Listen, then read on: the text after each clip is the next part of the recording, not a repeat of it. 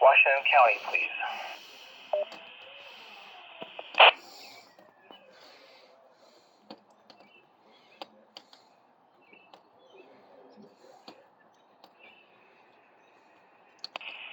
Alright, this is your net control station for the District 1 Aries net. Kilo Juliet 7 Tango Victor Foxtrot. The net is now open for stations outside of District 1 in the state of Oregon. Good evening. Kilo Echo 7 Echo X-Ray X-Ray Stephen, Marion County, Aries.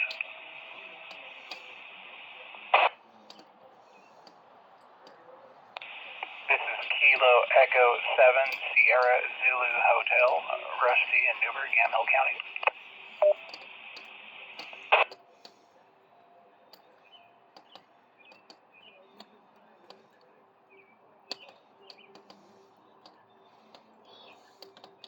The net recognizes Stephen, Kilo Echo 7 Echo X-Ray X-Ray, and Rusty, Kilo Echo 7 Sierra Zulu Hotel. Thank you both for checking in.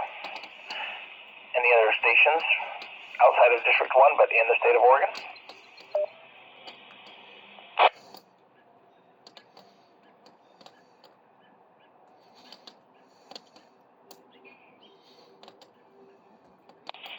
The net will now take check-ins from the state of Washington.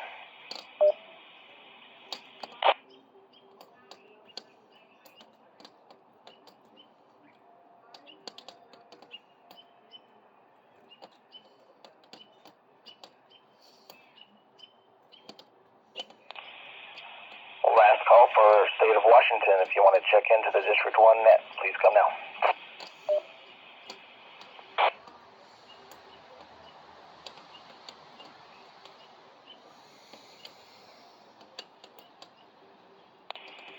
The District 1 net will now take check-ins from any location or any stations with traffic, contacts, or other net business.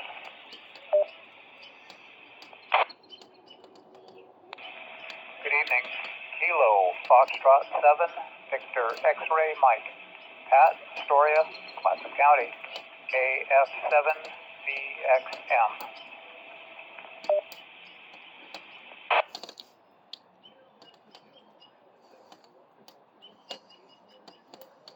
Alright, there's Pat, Kilo Foxtrot 7 Victor X-Ray Mike. Thank you for checking in. One more call for any station anywhere that would like to check into the D1 net, please.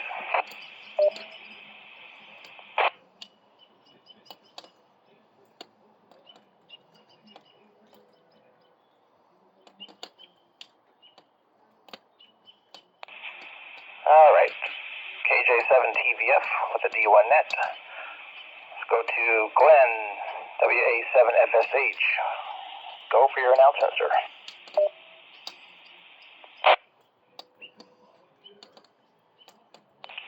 Okay, this pertains mainly to the net controls and alternate net controls, but realistically pertains to everybody. To count as a piece of traffic, it needs to be in correct NTS form, just like it says in the preamble, or in our net script, I should say. So I'm asking you all, whether you email it, WinLink it, send it in smoke signals, I don't care, but please have it in correct NTS form. That's from the message number down through the signature, and and do you copy my, yada yada yada. Please have it in that form when you send it in, and be much appreciated. Thank you very much. WA7FSH.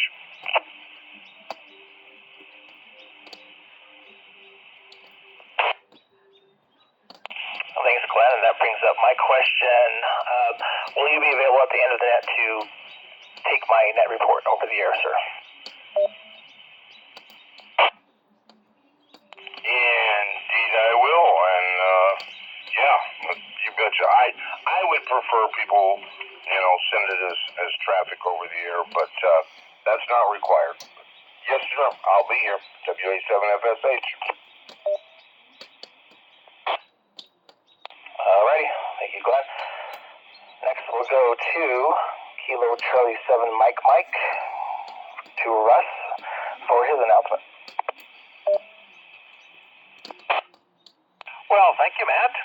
It's another Monday, so time again for me to invite you all to tune in tonight right after this net at 8:10 for the Linux Usernet on these same Cadence 7 RPT repeaters. We meet every Monday night from 8:10 to 9 o'clock p.m. to share information about using the Linux operating system with amateur radio. We start with Linux news, and we open the help desk for anyone who has questions about Linux, problems they need solved. And we open the net to everyone to talk about what they're doing with Linux. We have a community net, so everyone gets to participate. Your net control tonight will be John, KD7SWH. So everyone come on by at 8:10 and join in the fun on the Linux Usernet. This is KC7MM, back to net.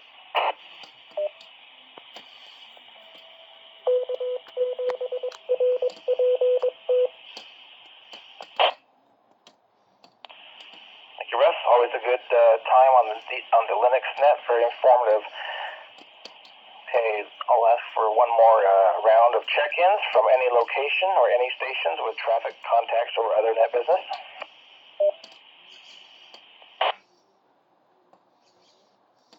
Whiskey 7, Mike, Lima, Mark, Washington County, alternate net, late check-in, no traffic.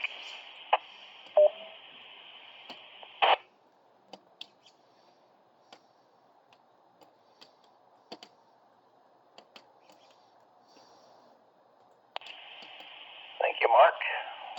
It's never late while we're still running the net, so good job there. Whiskey 7, Mike, Lima, thank you for checking in. All right, I'm going to go to some film material here. This is from onallbands.com. It's an article about buying your first HF transceiver.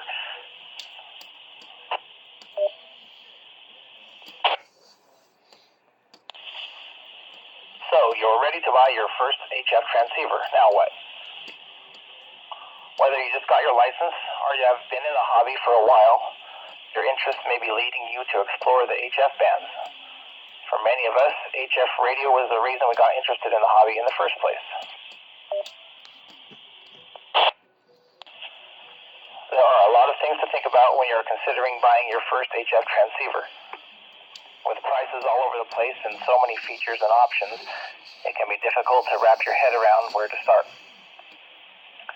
My goal with this article is not to compare each HF radio that is available today, but rather to create a foundation for you to decide what rig is the best choice for you. We will also look at some of the accessories that you will need to get started and help make your on-the-air adventure a success. Budget. How much are you willing or able to spend on your new rig? You can spend hundreds or thousands of dollars, but remember, it's not just the radio that you will be buying. You will need an antenna, a power supply, coax, and possibly other accessories, such as a watt meter, antenna tuner, antenna analyzer, lightning protection, and grounding. The list can almost seem endless. Many will start with an inexpensive rig and graduate to something else later, while others will want something with more features. Remember, more features equate to more money.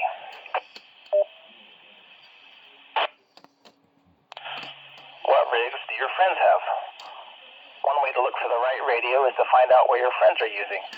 This may give you the opportunity to sit down in front of the rig and put it through its paces.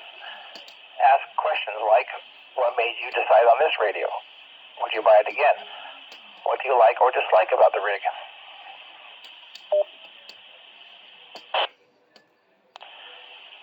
Reviews. Reviews are a great way to find out information about radios you may be interested in. QST Magazine, which is published by the American Radio Relay League, regularly has reviews of new rigs. Another resource is YouTube. Channels such as Ham Radio Crash Course, Ham Radio 2.0, and a host of others have reviews from time to time. Still, another resource is the internet. Websites such as eham.net, as well as forums on sites like radioreference.com, in addition to occasional reviews on all bands and customer feedback at dxengineering.com, can provide insight into what other hams have experienced with a particular rig.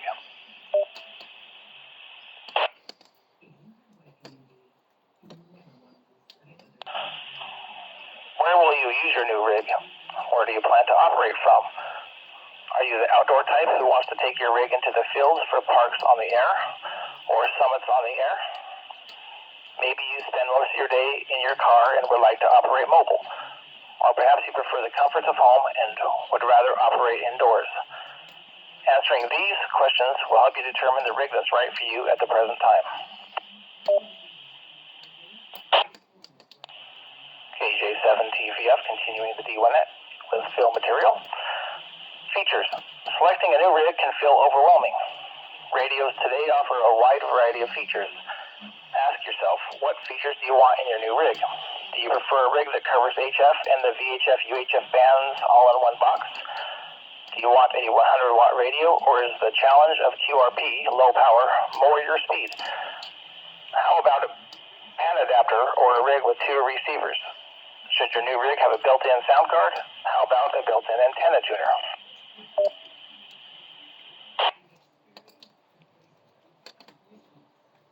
Let's see, I guess I'll read the antenna section and then might not have time for much else here. Antennas. Your antenna is the most important part of your radio. Some would say that is literally 90% of your radio. A good antenna will give you hours of fun with your new rig, while a poor antenna may leave you frustrated.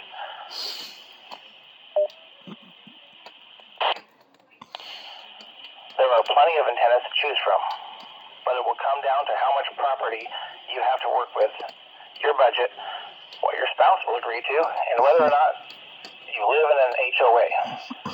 If you do live in an HOA, check out the HOA Ham YouTube channel for ideas on what may work in your situation, or contact the experienced hams at DX Engineering to discuss your options. Obviously, this article came from DX Engineering. If you live in a house, depending on how much space you have, you may have a number of choices such as a vertical, an end feed, or a dipole. Or you can go all in and put a tower, and put up a tower and a Yagi. As the saying goes, bigger is better. In the world of antennas, higher is often better as well.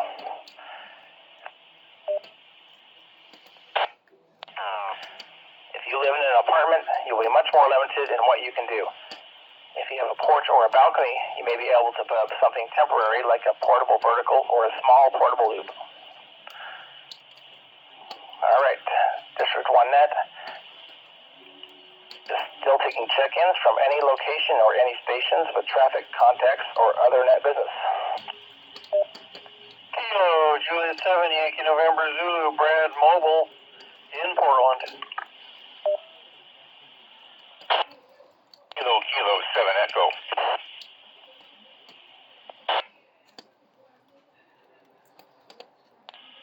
Kilo Juliet 7 Uniform Tango Charlie, Eric and Tigard. Good evening.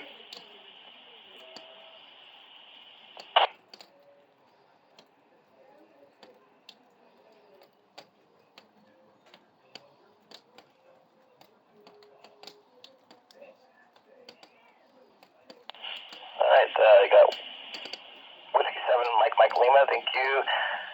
Kilo Juliet 7, Yankee November Zulu, Brad, thank you, sir. And Kilo 7, Echo, thank you, Hal. And Kilo Juliet 7, Uniform Tango Charlie. Last call for any station anywhere with traffic, contacts, or other net business to check into the D1 net.